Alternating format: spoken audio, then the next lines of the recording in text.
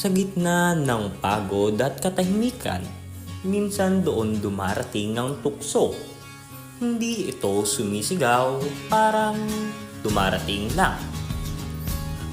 Tahimik, banayad, parang wala lang. Ganito nagsimula ang kasalanan.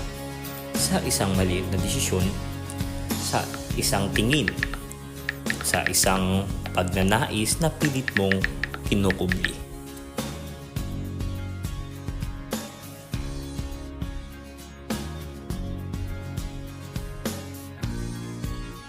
Ngunit sa bawat tukso, may tinig na bumubulong.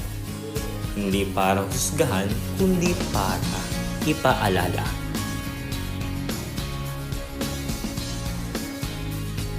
Anak, kaya mong piliin ang tama.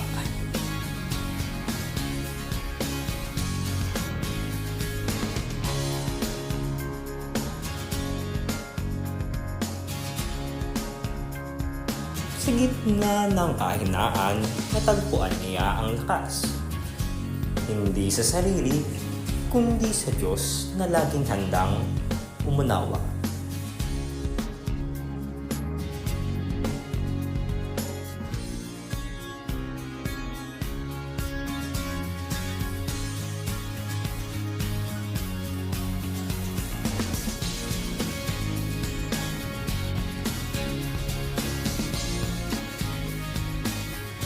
Paano mapapanatiling dalisay ang isang binata ang kanyang lakad sa pamamagitan ng pagsunod sa iyong salita?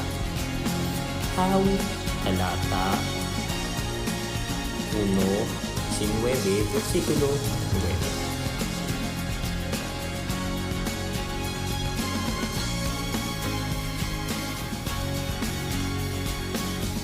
9. At sa bawat pagsikat ng araw, may panibagong pagkakataon. Ang pagkataong kilos, hindi pagiging perpekto, kundi ang pagpili ng tama kahit mahirap.